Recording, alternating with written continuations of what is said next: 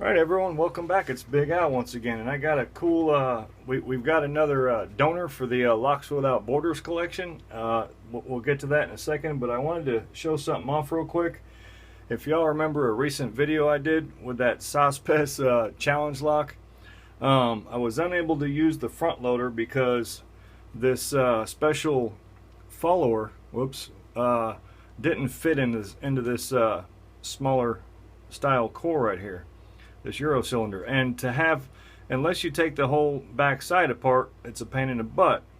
So, and I found out that even with my Huck set, these little dudes right here, they were even too long to go between this right here, so that didn't work either. So I was stumped. I wasn't able to do it. I wasn't able to do a disassembly, so it really bugged me. So to make one of these dudes, obviously I don't have a 3D printer and I wouldn't know how to do it anyway, so I came up with this idea. I got this piece of, I guess it's copper or brass, I'm not really positive, but I went ahead and I cut this slot. What I did is Dremel cutoff wheels. They're really skinny. If you know what I don't have one handy. Dremel cutoff wheel, they're like this. Dremel cutoff wheels. Really thin. So what I did, and I do it often, I stack 2 or 3 of these together. That's what I did here. I put 3 of these sandwiched together, and then I cut this slot right here. So now this part right here fits beautifully down in there. See that? Fits like a champ. So then what you have to have is you also have to have that spiral part on the side, so that you can turn it slowly and get one pin out at a time. That's the idea of that spiral part. So I did the same thing with the sandwiched 3 cutoff wheels stacked together.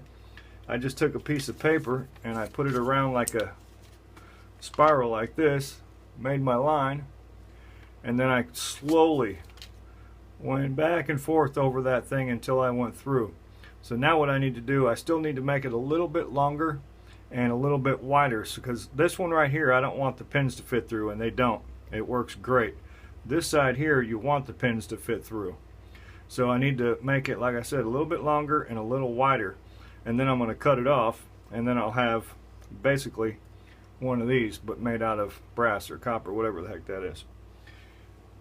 So I'm getting there, slowly but surely. It's been a fun journey. I like doing stuff like that. That's why I got into lock picking. I like to tinker. Also, I mentioned I was going to pick up some anti-bypass wafers for American locks. I got those. And somebody asked me, I had to order some more Peterson gems. And I said so, I think it was on Facebook, and someone said, why would you order, what is it, 7 of them? I got 5 of the 18,000s and 2 of the 15,000s. The reason is because I use the gem quite often, and what happens is they snap right where the flipping, usually it's right where the, well, I don't even see it on this one, maybe it's behind the plastic, but usually they snap right here at the end. So that's why when I, and plus shipping, why would you order 2 of them and pay for shipping when you can just order 5 or 6 or 7 or 8 of them? So that's why I do that. Anyways, so I finally got them. Now, the pièce de résistance. This one here comes to us not live, but recorded from the one and only Lockmania. Lockmania, I just checked on my phone. I don't have your address, so if you can do me a favor on the comments on this video, give me the mileage that the lock traveled to get to me, because I put it on the thing up there. I'll show you in a minute. Give me the mileage, like I said, that the lock took to get to me. Not technical, you don't have to get it down to the exact mileage, just the basic mileage. Alright, so let's see what we got. I did some cutting already on this. Apparently not enough. This thing was definitely made to travel. Okay, so we got a couple of challenge locks in here, it looks like. I'm always curious why one would have 2 tags. Let's see. It says only pick counterclockwise. Oh, right on. It is from Lockmania. Beautiful. Never heard of that. Habo, H-A-B-O. What a beautiful freaking cylinder. That is nice. Beautiful. Thanks for pinning that up, man. Definitely. Now, I realize you want to hide that with tape, but if you put the tape that tight, you kind of give a little bit of that away. Just saying, but that's alright. I don't like looking at the keys first anyways. Don't care about them. And we got one here that says TS14 from Ben. You're gonna have to let me, Lockmania, let me know who Ben is. I don't have a flippin' clue right this minute.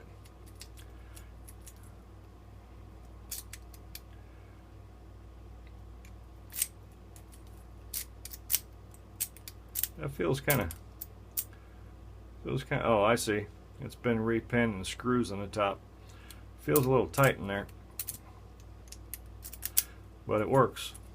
So it's valid. I just hope there's no like super springs in there. I don't do those. Not no more. It's not worth bending a pick to pick a challenge lock to me. Alright, so yeah, let me know who Ben is, please. I don't know. And here's the padlock for the Locks Without Borders. Let's see, what's this say? Oh, that's cool. Remember, skill always beats luck. You bet your ass. Right on. Yeah, another little Lockmania deal. I'll put this on the back of my thing over there.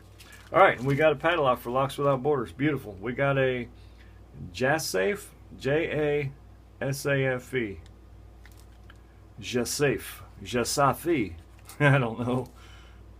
Really cool though. Definitely. Wonder if we can open this. Yep. Beautiful. Beautiful. Not bad bidding for a little basic lock, man. Beautiful. That's going to make a wonderful addition to the Locks Without Borders. Beautiful. Thank you so much, Lockmania, for sending this. Let me know the miles, please, that it traveled to get to me. The 40mm lock. Just safe. Beautiful. Thank you, thank you, thank you. Y'all, please, if you haven't sent one in yet, if you got any padlock, it's more about Locksport members than it is about the lock. But of course, you know, we want, who doesn't want a beautiful lock? But yeah, if you haven't sent one in yet, please send a padlock in, any padlock, just to kind of, you know, represent you or your state or something. Now, I'm going to flip the camera around and show you where we're at so far. I do this every time I get another lock for the Locks Without Borders. I know y'all have been through this before. This is my little pick station. I got picks out the wazoo everywhere. And then we've got, let me see, here's my world map. So I can kind of see like where some of these locks are coming from. And then the US map, of course. And let's get a, there's the sign for it. Locks Without Borders, proudly donated by Locksport members. And it is. So, real quick, let me grab a couple, let me see. Jeff Moss from Ohio, it looks like. Bobby Keys, Missouri, or Massachusetts. MA is Massachusetts, right? Chris Aarons from Arizona. AJ Clark, Florida. We got Jason Carlson from Idaho. Dark Arts Lockpicking from Australia. Beautiful freaking Lockwood. Still, I gotta say, I don't know, this is a beautiful one too, right here from Chris Capune in California. Look at that freaking beautiful schlag. Oh, and then this Union right here. Come on now. From the Mad Hatter. Gorgeous, but they're all, it's like I said, it's about the Locksport members. Look how many people have already put a lock in this collection. Daz Evers, did I say that one already? From England. Funky Monkey, another Lockwood over here from Australia. Washington State Picker from Washington.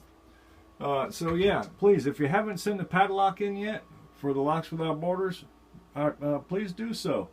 Alright?